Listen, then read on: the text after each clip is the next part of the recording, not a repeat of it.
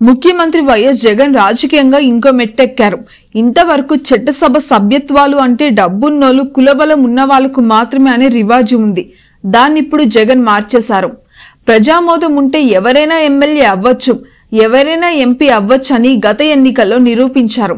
Araku MP Madhavi, Bapatla MP Nandigam Suresh వంటి సాధారణమైన వాళ్లను ఏకంగా ఎంపీలుగా గెలిపించి చట్టసభలకు పంపారు. ఇప్పుడు కూడా జగన్ సామాజిక సాధికారత పేరుతో బీసీ, ఎస్సీ, ఎస్టీ వర్గాలకు అగ్రతాంబూలం ఇచ్చారు.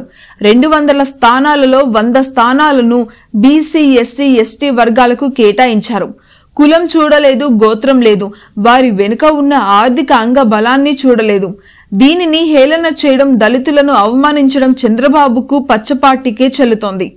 Singanamala MLA ticket tipper driver వీరాంజనేయులకు ఇచ్చినాం.